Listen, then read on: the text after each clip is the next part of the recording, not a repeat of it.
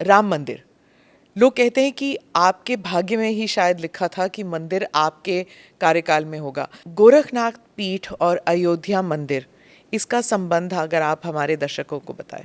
आज़ादी के अमृत महोत्सव के मुख्य संबोधन में प्रधानमंत्री मोदी जी ने देशवासियों को कुछ बात कही थी, कुछ संकल्प दिलाए थे कि 2047 में अगर भारत को दुनिया की एक महाशक्ति के रूप में स्थापित करना, एक विकसित भारत की परिकल्पना को अगर साकार करना है, तो उन्होंने कुछ संकल्प दिलाए थे जो पंच प्रण के रूप में जाने जाते हैं। इस पंच प्रण में विरासत का सम्मान भी है, गुलामी के इंसों को सर्वथा समाप्त करना भी है और नागरिक कर्तव्य भी है। अयोध्या में श्री राम जन्मभूमि का मंदिर निर्माण का कार्य है, ये उसी विरासत का सम्मान है जो कार्य आज़ाद भारत में 1947 में होना चाहिए था, लेकिन दूरदर्शिता का अभाव, भारत की परंपरा और भारत की संस्कृति के प्रति दुराव स्पष्ट दिखाई देता है। अन्यथा यह विवाद 1947 में सुलझ सकता था, 1949 में सुलझ सकता था, इसके बाद भी सुलझ सकता था, कभी सुलझने नहीं दिया गया। आखिर यह आज कैसे सुलझ गया? कोई विवाद तो नहीं हुआ, बड़ी बड़ी दावे लोग करते थे, कुछ भी तो नहीं हुआ, शांति बनी हुई है उत्तर प्रदेश में तो।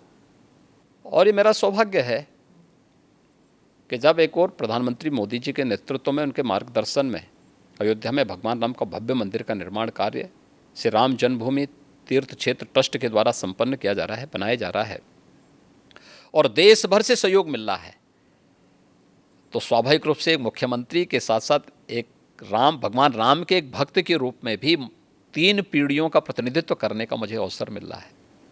3 पीढ़ी कैसे? मेरे पूज्य दादा गुरु जो थे महंत दिग्विजय नाथ जी, 1949 में उस अभियान के हिस्से थे जब रामलला का प्रकटीकरण हुआ था और उस समय की कांग्रेस की सरकार जबरदस्ती रामलला को राम जन्मभूमि से हटाना चाहती थी। और फिर उसके बाद के आंदोलन का पूरा जो भी उस समय सपोर्ट था वह गोरखपीठ से उपलब्ध कराया गया था। उस समय जो केस दायर हुए थे उन सभी चीज़ों की उपलब्धता वहाँ से हुई थी। 1983-84 में जब श्री राम जन्मभूमि मुक्तियज्ञ समिति बनी थी राम जन्मभूमि मुक्ति के लिए, तो उसका नेतृत्व मेरे पूज्य गुरुदेव महंत विद्यानाथ जी महाराज ने किया। उस पूरे आंदोलन का नेतृत्व राष्ट्रीय स्वयंसेवक संघ और विश्व हिंदू परिषद के नेतृत्व में, मार्गदर्शन में, पूज्य संतों के मार्गदर्शन में उसका नेतृत्व उन्होंने किया।